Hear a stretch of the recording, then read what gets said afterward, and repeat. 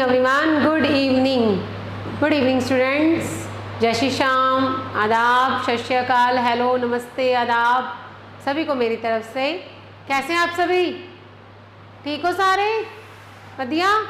चलिए सेशन की शुरुआत करते हैं। आप सभी को पता है कि हमने एक संकल्प लिया है कि हमें अपने पैरों पे खड़ा होना है। तो चलिए आज इस संकल्प को पूरा करने की दोबारा कोशिश करते हैं और अपने जो सेशंस हैं उनके क्वेश्चंस को हम दोबारा करते हैं। आज का जो क्वेश्चंस है बहुत ही अच्छे और बहुत इंपॉर्टेंट होने वाले हैं, तो लाइव बने रहिएगा। जो स्टूडेंट लाइव आ चुके हैं जल्दी से जल्दी सेशन को लाइक कर दीजिए, जल्दी से जल्दी सेशन को शेयर कर दीजिए, जिससे कि आपके भाई बंधु साथी संगी जितने भी आपके नॉन में हैं जो कॉम्पिटिटिव एग्जाम की तैयारी कर रहे हैं उन तक इस सेशन को पहुंचाया जा सके। क्लियर बात समझ में? तो चलिए आज के सेशन की शुरुआत करते हैं। बहुत ही इंटरेस्टिंग और बहुत ही इंपॉर्टेंट जो है आज का सेशन होने वाला है, तो लाइव जो है वो बने रहिएगा और लाइक एंड शेयर जरूर कर दीजिएगा। क्लियर बात समझ में आई? चलिए आज के फर्स्ट क्वेश्चन की शुरुआत करते हैं। फर्स्ट क्वेश्चन देखते हैं कैसे था आपका क्वेश्चन। देखिए क्या कहता है आपका क्वेश्चन, पढ़िए क्या कहता है कि who among the following was the political Guru of Mahatma Gandhi. Mahatma Gandhi के पॉलिटिकल गुरु का नाम बताइए। कितना अच्छा क्वेश्चन है।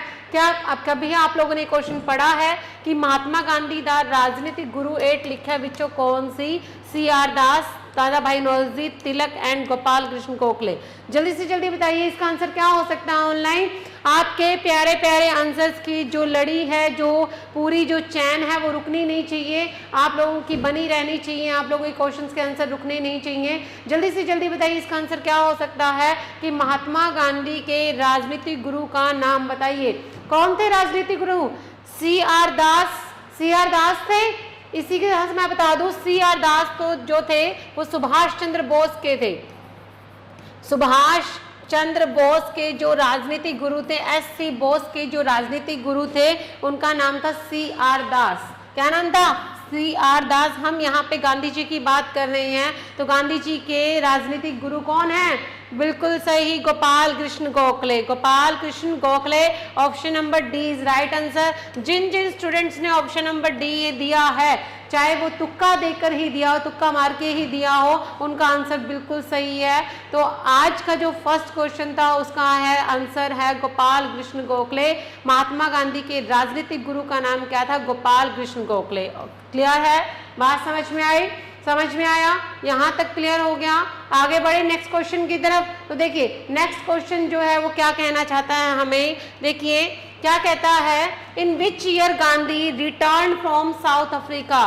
गांधी जी किस वर्ष दक्षिणी अफ्रीका से लौटे थे?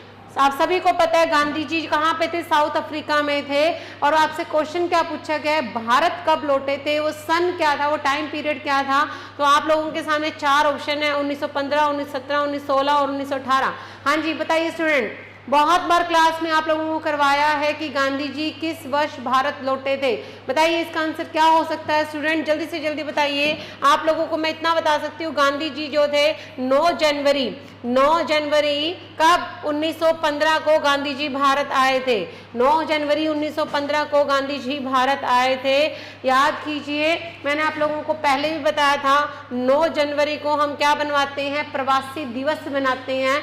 जब कोई दूसरे देश से जब भारत में आता है तो उसे हम क्या कहते हैं? प्रवासी कहते हैं। तो उसको हम क्या 9 जनवरी को क्या मनाया जाता है? प्रवासी दिवस मनाया जाता है, प्रवासी डे बनाया जाता है। तो गांधी जी कब आए थे? 1915 में। कब आए थे? 1915 में। आप सभी को पता है 1917 में तो उनका चंपारण और खेड़ा था। 1918 में आप सभी को पता है अहमदाबाद मिल मजदूर आंदोलन हुआ था। तो option number 1915 is right answer.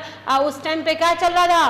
First world war चल रहा था। क्या चल रहा था? फर्स्ट वर्ल्ड वार चल रहा था। आप सभी को पता है 1914 से लेकर 1919 तक क्या हुआ था? फर्स्ट वर्ल्ड वार हुआ था, जिसमें अंग्रेजों ने गांधी जी से कहा था कि तुम भारतीय जनता को कहिए कि वो हमारा क्या दे, साथ दे। और गांधी जी ने भारतीय जनता को कहा कि अगर हम अंग्रेजों का साथ देते हैं तो मे भी हो सकता है कि वो हमें क्या देकर जाएं? आज़ादी देकर जाएं। इस वजह से गांधी जी को क्या कहा जाता है? सार्जेंट कहा जाता है। क्या कहा जाता है? सार्जेंट कहा जाता है। सार्जेंट कहा जाता है। सार्जेंट का मतलब होता है भर्ती करने वाला, सेना में जब किसी व्यक्ति को भर्ती करवाया जाता है, एडमिशन दिलवाया जाता है, तो उसे हम क्या कहते हैं? सार्जेंट कहते हैं। क्या कहते हैं? सार्जेंट। तो option number A is right answer. Option number A is right answer. Clear है? क्लियर? बात समझ में आ रही है? ऑनलाइन किसी प्रकार की दिक्कत, समस्या, ऐसा कुछ जो समझ में ना आया हो? कल का सेशन आप लोगों के लिए बढ़िया रहा, बहुत बढ़िया रहा। चलिए आगे बढ़ते हैं नेक्स्ट क्वेश्चन की तरफ। नेक्स्ट क्वेश्चन देखिए क्या कहता है।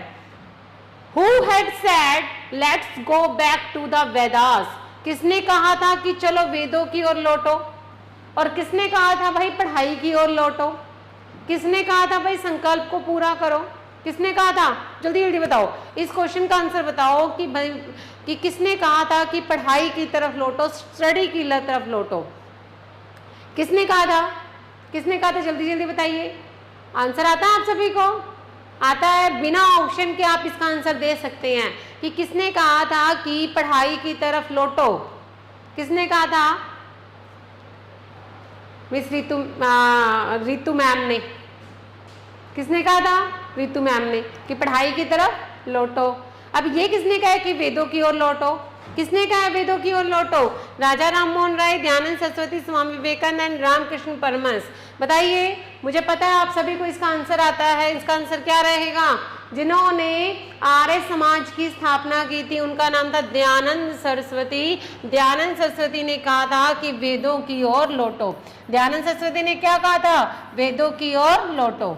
क्लियर है? बात समझ में आई? वेदों की ओर लौटो मतलब कि जो स्वामी दयानंद सरस्वती थे वो भारतीय संस्कृति, जो हमारी एशियंट संस्कृति है, जो प्राचीन संस्कृति है, हमारा जो एशियंट कल्चर है, उसमें विश्वास रखते थे। वो कहते थे कि जो हमारे वेद हैं वो हमारे भारतीय संस्कृति के आधार स्तंभ हैं, बेस है। अगर व्यक्ति इनको पढ़ लेता है, इनका ज्ञान प्राप्त कर लेता है, तो वो क्या हो जाता है? पूरा तरह से एजुकेटेड हो जाता है।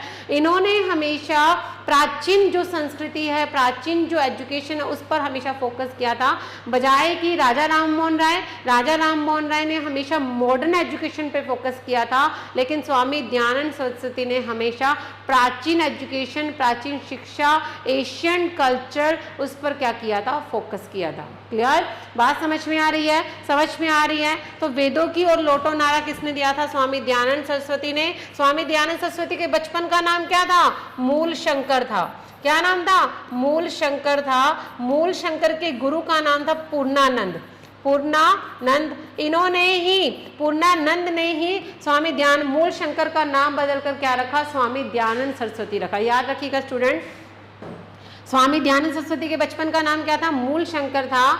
और मूल शंकर का नाम बदलकर स्वामी दयानंद सरस्वती किसने रखा? वो किसने रखा था? पूर्णानंद ने रखा था। इनके गुरु थे पूर्णानंद, उन्होंने इनका नाम क्या कर दिया था? चेंज कर दिया था। फिर इनके दूसरे गुरु थे, एक का नाम था विरजानंद। क्या नाम था? विरजानंद। इन्होंने क्या दी थी? इनको वेदों की शिक्षा दी थी। क्या दी थी? वेदों की। देखो, इनकी लाइफ में दो गुरु थे। देखिए स्टूडेंट, हर स्टूडेंट की लाइफ में टीचर का एक महत्वपूर्ण रोल होता है। अगर आपकी लाइफ में टीचर बहुत बहुत अच्छा आया है और आपको समझता है, आपको बहुत अच्छे से एजुकेशन देता है, एजुकेशन के साथ आपको मोटिवेट करता है, तो आप मान लीजिए कि आप इस दुनिया के सबसे लकीस्ट पर्सन हैं। बात समझ में आई? तो देखिए, जो स्वामी दयानंद सरस्वती थे, उनको पूर्णानंद उनके गुरु थे। उन्होंने उनको स्वामी किसकी शिक्षा एजुकेशन दी थी? किसका नाम दिया था? स्वामी दयानंद सरस्वती, इन्होंने इनका नाम रखा था। उसके बाद अगर हम बात करते हैं विरजानंद की, तो विरजानंद ने इनको क्या दी थी? वेदों की शिक्षा दी थी। क्या दी थी? वेदों की शिक्षा दी थी। क्लियर? बात समझ में आई? किसी प्रकार की दिक्कत, समस्या, ऐसा कुछ जो समझ में ना आ रहा हो? क्लियर है? क्लियर है? समझ में आया? समझ में आ रहा है? तो विरजानंद जो थे, उन्होंने इनको क्या दी थी? वेदों की एजुकेशन दी थी, वेदों की शिक्षा दी थी। किसकी? वेदों की शिक्षा दी थी। क्लियर? बात समझ में आई? और दयानंद सरस्वती किसमें विश्वास रखते थे? प्राचीन एशियन संस्कृति, एशियन कल्चर में विश्वास रखते थे। प्राचीन एजुकेशन में, शिक्षा में विश्वास रखते थे। एशियन कल्चर में विश्वास रखते थे। क्लियर? बात समझ में आई? और ये स्वामी दयानंद सरस्वती वही हैं जिन्होंने किसकी स्थापना की थी? आर्य समाज के फाउंडर थे। क्वेश्चन पूछता है कि आर्य समाज का फाउंडर कौन है, तो वो कौन है? स्वामी दयानंद सरस्वती है। आर्य समाज का पहले सेंटर क्या था? पहले तो क्या था? मुंबई था। क्या था? मुंबई था, उसके बाद क्या हो गया था? लाहौर हो गया था। क्या हो गया था? लाहौर हो गया था। क्लियर? बात समझ में? तो option number B is right answer. समझ में आया स्टूडेंट? देखिए क्वेश्चन का आंसर करने के साथ साथ हमने कितना कुछ किया है कि इन्होंने किस किस का नारा दिया था, क्या चीज थी क्या नहीं थी। इसके अलावा राजा राम मोहन राय आप सभी को पता है, इन्होंने ब्रह्म समाज की स्थापना की थी और ये किसमें? अंग्रेजी एजुकेशन में, अंग्रेजी शिक्षा पर क्या देते थे? जोर देते थे। स्वामी विवेकानंद, जिनके गुरु का नाम क्या था? रामकृष्ण परमहंस था, इन्होंने रामकृष्ण मिशन की क्या की थी? स्थापना की थी। रामकृष्ण परमहंस जो थे वो स्वामी विवेकानंद के क्या थे? गुरु थे। Option number B is right answer. Clear है स्टूडेंट्स? क्लियर? बात समझ में आई? नेक्स्ट क्वेश्चन की तरफ बढ़ते हैं। हाँ जी, which one of the following is not correctly match. यहाँ पे कौन सा ऐसा न्यूज़पेपर है जो करेक्टली मैच नहीं है? आई होप आप लोगों को ये क्वेश्चन आता है। जल्दी से जल्दी बताइए स्टूडेंट, आप जो लाइव जुड़े हुए हैं जल्दी से जल्दी बताइए इसका आंसर क्या हो सकता है। बताइए, क्या दादा भाई नौरोजी के न्यूज़पेपर का नाम रस गुफ्तार है? क्या है? बिल्कुल सही है। तो चलो इस पे भी हम टिक मार्क कर देते हैं। एनी बेसेंट के न्यूज़पेपर का नाम क्या है? न्यू इंडिया, ये भी सही है। बाल गंगाधर तिलक तो आप सभी को पता ही है, केसरी, ये भी बिल्कुल सही है। बचा क्या? Doctor B R Ambedkar and Independent. Independent जो न्यूज़पेपर था वो किसने निकाला था? मोतीलाल नेहरू ने। किसने निकाला था? मोतीलाल नेहरू ने। बात समझ में आई? ये वही व्यक्ति है जिन्होंने अपनी क्या दी थी? नेहरू रिपोर्ट दी थी, जिसमें इन्होंने डोमिनियन स्टेट की क्या की थी? मांग की थी। लेकिन हम बात करते हैं बीआर अम्बेडकर। बीआर अम्बेडकर का जो न्यूज़पेपर है उसका नाम है मूक नायक। क्या नाम है? मूक नायक। क्लियर? बात समझ में आई? तो कौन सा जो है पेयर सही नहीं है? ऑप्शन नंबर ए सही नहीं है। डॉक्टर बीआर अम्बेडकर का जो न्यूज़पेपर है उसका नाम है मूक नायक और इंडिपेंडेंट किसका है? मोतीलाल नेहरू का। तो option number A is right answer. बिल्कुल सही online, very good answer. Clear है? बात समझ में आई? All okay? आगे बढ़े नेक्स्ट क्वेश्चन की तरफ बढ़े। चलिए, बहुत अच्छी बात है, बहुत अच्छी बात है। आप लोगों में इंप्रूवमेंट आ रही है, आप लोग जो क्वेश्चन के जल्दी जल्दी जवाब दे रहे हैं, बहुत अच्छी बात है। नेक्स्ट क्वेश्चन देखिए, Which one of the following territories was not affected by the revolt of 1857? निम्नलिखित में से कौन सा क्षेत्र, एरिया 1857 के विद्रोह से प्रभावित नहीं हुआ था? भाई नहीं पूछा गया है, ध्यान रखिएगा स्टूडेंट, नहीं पूछा गया है। बिल्कुल सिंपल सा और इजी सा क्वेश्चन था। झांसी, चित्तौड़, जगदीशपुरा एंड लखनऊ। हाँ जी बताइए क्या हो सकता है इसका आंसर, कि कौन सा ऐसा एरिया है जो 1857 की क्रांति से इफेक्टेड नहीं हुआ है। बहुत इजी क्वेश्चन, आप सभी को पता है। बताइए इसका आंसर क्या हो सकता है? बिल्कुल सही ऑनलाइन, झांसी के अंदर इस जो विद्रोह हुआ था, रिवोल्ट हुआ था, उसका लीडर कौन था? झांसी के अंदर कौन था भाई? बताओ। एक अकेली लड़ने वाली मर्दानी थी, वो रानी लक्ष्मीबाई थी। क्लियर? जगदीशपुर में कौन थे? याद करो, मैंने आपका जब स्पेशल सेशन लिया था उसमें आपको बताया था, बिहार का शेर कुंवर सिंह।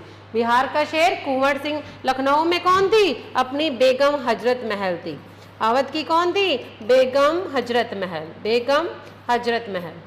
क्लियर? बात समझ में? बेगम हजरत महल। तो बचा क्या? चित्तौड़। चित्तौड़ जो था 1857 की क्रांति से अफेक्टेड नहीं था, 1857 की क्रांति यहाँ पर नहीं हुई। क्लियर? बात समझ में आई? बिल्कुल सही online, option number B is right answer. Clear? समझ में आ रहा है? आगे बढ़े नेक्स्ट क्वेश्चन की तरफ। चलिए नेक्स्ट क्वेश्चन पक्का आगे बढ़ू? पक्का है ना? चलिए नेक्स्ट क्वेश्चन देखते हैं। Who among the following has constructed Muslim of the emperor husband? निम्नलिखित में से किसने अपने सम्राट पति के लिए, अपने पति के लिए, हस्बैंड के लिए एक समाधि का निर्माण करवाया था? बताओ भाई, ऐसी कौन सी बीवी है जो अपने पति के लिए एक समाधि बनाएगी? बताओ भाई, कौन सी बीवी है? शाह बेगम, हाजी बेगम, मुमताज महल, नुन्नीसा बेगम। बताओ बताओ भाई, कौन है? कौन सी ऐसी पत्नी है जिसने अपने पति के लिए समाधि बनाई थी? बताओ बताओ बताओ, जल्दी बताइए। क्या वो शाह बेगम थी? क्या वो हाजी बेगम थी? क्या वो मुमताज महल? मुमताज महल तो हो ही नहीं सकती, आप सभी को पता है, क्योंकि उसकी समाधि उसके पति ने बनाई थी, तो बात ही खत्म होगी। नुन्नीसा बेगम ऐसी कोई बेगम नहीं थी। बची क्या? शाह बेगम और हाजी बेगम। बताओ इतना बता सकती हूँ कि अकबर की सौतेली माँ थी। कौन थी? हाजी बेगम। अकबर की एक माँ, हुमायूं की पत्नी जिसका नाम था हाजी बेगम, इन्होंने क्या किया था? इन्होंने क्या किया था?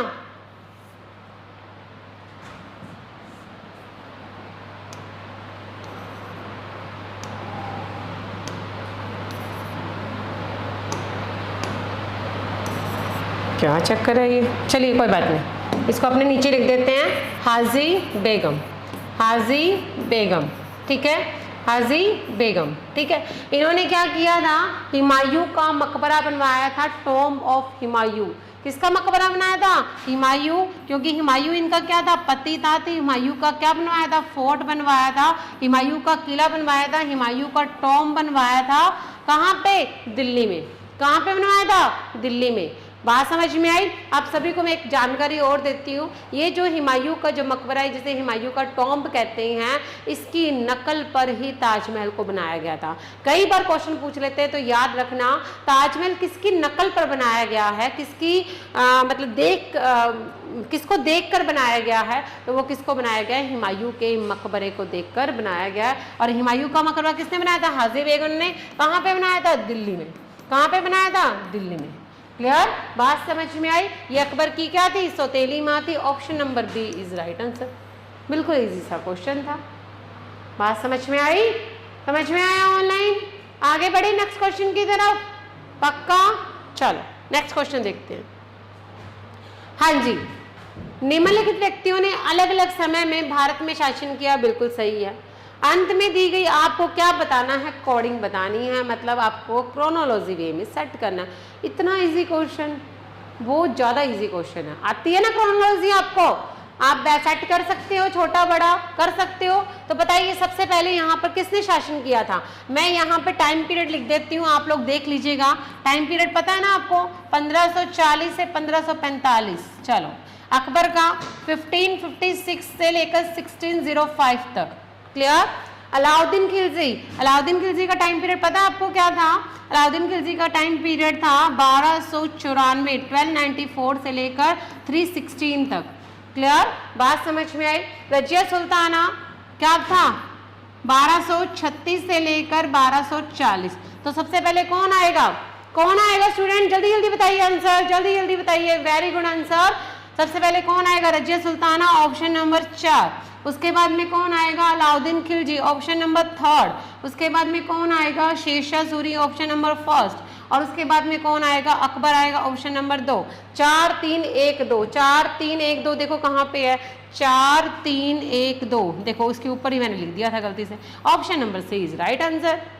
बस इतना सा आंसर था, कुछ सोचने की जरूरत भी नहीं थी। जब तक आप लोगों का इनका टाइम पीरियड, पहली बात तो अगर टाइम पीरियड भी नहीं याद, कोई बात नहीं, कोई टेंशन वाली बात नहीं है। आप लोग जब दिल्ली सल्तनत पढ़ते हो, मिडावल इंडिया पढ़ते हो, तो आप लोगों को पता होता है कि हमने पहले कौन सा शासक किया, उसके बाद हमने कौन सा किया, उसके बाद कौन सा किया। अगर आपको ये कॉन्सेप्ट्स याद हैं तो आप आसानी से इस क्वेश्चन को अटैम्प्ट कर सकते थे। आपको इसके जो सन है, जो ईयर है, आपको याद होने की जरूरत नहीं थी। क्लियर? बात समझ में आई? समझ में आया ऑनलाइन स्टूडेंट? आगे बढ़े नेक्स्ट क्वेश्चन की तरफ। चलिए नेक्स्ट क्वेश्चन देखिए क्या कहता है। कॉइन्स टंका, देखो एक कॉइन है टंका, एक कॉइन है शंशमानी, एक कॉइन है शंशमानी एंड एक कॉइन है जित्तल। ये क्या पूछा गया है? टका, शंशगनी और जित्तल किस धातु के बने हुए थे? भाई धातु बतानी है, भाई धातु, धातु बताओ भाई, धातु किसकी? टका की, शंशगनी की और जित्तल की। बताओ पहले तो मुझे ये बताओ, टक्का और जित्तल किसने शुरू किया था? टक्का और जित्तल किसने शुरू किया था? इल्तुतमिश ने। किसने शुरू किया था? इल्तुतमिश ने। और शंशगनी फिरोज शाह तुगलक ने, फिरोज शाह तुगलक ने। क्लियर, बात समझ में आई। लेकिन हमसे क्या पूछा गया, हमसे सिर्फ धातु पूछी गई है, हमसे ये नहीं पूछा गया कि टक्का और जीतल किसने शुरू किया था या शशगनी किसने शुरू किया था। हमसे सिर्फ धातु पूछी गई है कि किस मेटल का वो बना हुआ है। तो आप लोगों को पता होनी चाहिए, मैंने क्लास में आप लोगों को बहुत बार करवाया है कि टक्का क्या है, चांदी का सिक्का है जो इल्तुतमिश ने शुरू किया था, और जो जितल है वो क्या है, तांबे का सिक्का है, और जो शंशगनी है वो भी क्या है, तांबे का सिक्का है। तो option number A is right answer. Clear, बात समझ में आई। ये किसने शुरू किया था, ये किसने शुरू किया था, शंशगनी किसने शुरू किया था, फिरोज शाह तुगलक ने, और टका और जीतल किसने शुरू किया था, किसने शुरू किया था, इल्तुतमिश ने। आप सभी को बता दूं, मध्यकालीन भारतीय इतिहास में रेगुलर कॉइन्स जारी करने वाला पहला व्यक्ति कौन था, तो वो कौन था, इल्तुतमिश था, क्योंकि इल्तुतमिश ने सबसे पहले सिक्के जारी किए थे। क्लियर, बात समझ में आई। तो option number A is right answer. बिल्कुल इजी सा क्वेश्चन था, बिल्कुल इजी सा आंसर था। क्लियर है, बात समझ में आ रही स्टूडेंट्स। सारे के सारे मेरे विद्वानों के विद्वान हैं, तो विद्वानों के विद्वान से तो मैं यही उम्मीद कर सकती हूँ कि वो हर क्वेश्चन का क्या दे, जवाब दे। क्लियर है, बात समझ में आई, समझ में आया। आगे बढ़े, नेक्स्ट क्वेश्चन देखिए क्या कहते हैं। हाँ जी भाई, मशहूरी आ गई। जो स्टूडेंट पीएस टेट की तैयारी कर रहे हैं जल्दी से जल्दी भाई बैच को ज्वाइन करो, अभी भी आप लोगों के पास समय है, आप इस समय को मत गवाओ। मैं आप लोगों को बार बार कहती हूँ, 11 अप्रैल को ये बैच जो है वो स्टार्ट हो चुका है, क्लासेस रेगुलर चल रही हैं, सिलेबस आप लोगों के हाथ से निकलता जा रहा है। तो जल्दी से जल्दी इस बैच को ज्वाइन करो, जिससे कि आप लोग पीएस टेट को क्या कर सकते हो, क्रैक कर सकते हो। क्लियर, बात समझ में आई। आगे देखिए नेक्स्ट क्वेश्चन क्या कहता है, दिल्ली सुल्तान, विच सुल्तान ऑफ दिल्ली लेविड जजिया ऑन ब्राह्मण। बहुत इजी क्वेश्चन है, बहुत ज़्यादा इजी है। मुझे नहीं लगता ऐसा कोई भी स्टूडेंट लाइव बैठा होगा जिसको इस क्वेश्चन का आंसर ना आता होगा कि दिल्ली के किस सुल्तान ने ब्राह्मणों पर जजिया कर लगाया था। बताओ, पहले तो मुझे बताओ what is the meaning of जजिया, क्या होता है जजिया। जजिया क्या है, एक तरह का सेफ्टी कर है, क्या है, एक सेफ्टी टैक्स है, जो किससे लिया जाता था, गैर मुसलमानों से। किससे लिया जाता था, गैर मुसलमानों से। इन गैर मुसलमानों में वो सारे व्यक्ति आते हैं जो मुसलमानों में नहीं आते हैं। मतलब कहने का मतलब, मान लीजिए मैं अगर मुसलमान नहीं हूँ, चाहे मैं हिंदू नहीं हूँ, अगर मैं किसी और कास्ट में भी आती हूँ तो भी मुझे जजिया टैक्स देना पड़ेगा, क्योंकि मैं मुसलमान नहीं हूँ। बात समझ में आई। तो जो व्यक्ति मुसलमान था उसको जजिया टैक्स नहीं देना पड़ता था। गैर मुसलमानों का मतलब यही है कि जो मुसलमान नहीं है, चाहे वो हिंदू हो, चाहे वो जैन हो, बुद्धिज़्म हो, ईसाई हो, पारसी हो, हर व्यक्ति को क्या देना पड़ता था, जजिया टैक्स। ये एक तरह का सेफ्टी टैक्स था। अगर आपको मुझसे सेफ्टी चाहिए, अगर आपको ये चाहिए कि मैं आप पर कभी अटैक ना करूं, कोई दूसरा आपके ऊपर अटैक करता है, हमला करता है, तो मैं आपकी रक्षा करूं, तो इसके लिए मुझे आपको मुझे क्या देना पड़ेगा, एक सेफ्टी टैक्स देना पड़ेगा, जिसे हम क्या कहते हैं, जजिया कहते हैं। बात समझ में। ये वाला जो टैक्स था सबसे पहले किसने लगाया था, मोहम्मद बिन कासिम ने। किसने लगाया था, कासिम ने लगाया था। कहाँ पे, सिंध पे लगाया था।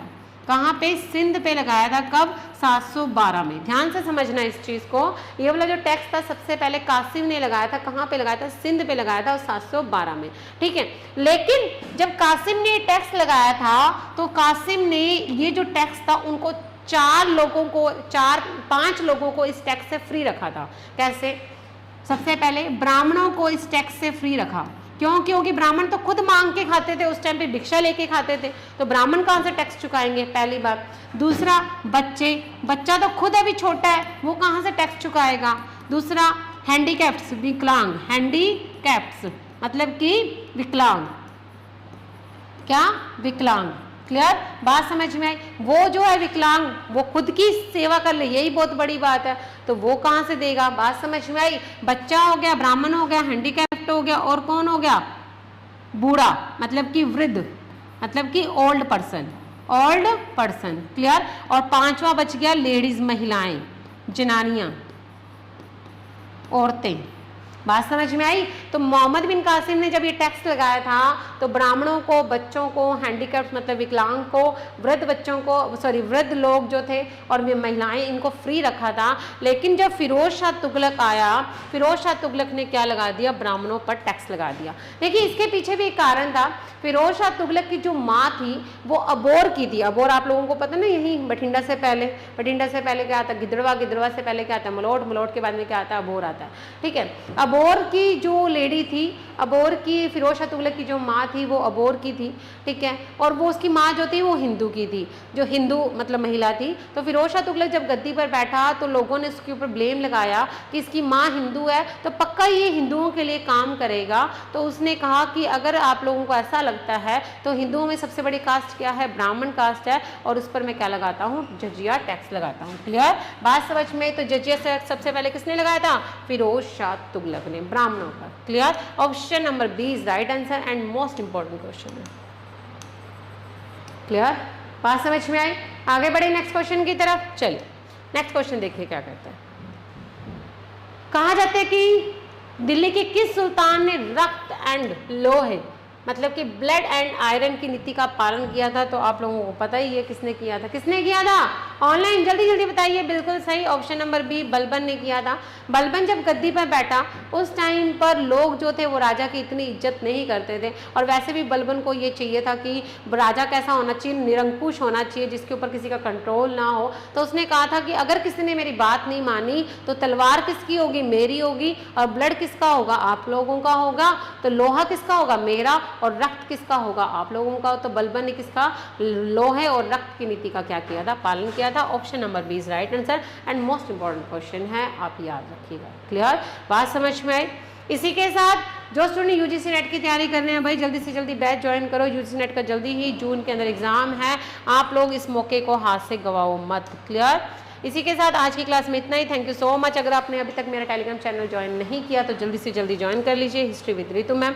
आज की क्लास को हम यहीं विराम देते हैं। स्वस्थ रहिए, खुश रहिए, मस्त रहिए, एंजॉय करिए अपनी लाइफ को, लेकिन कुछ लगने के बाद, कुछ बनने के बाद। आज के लिए इतना ही। Thank you so much. Good night, good शुभ रात्रि एंड शुभ खैर। Thank you so much.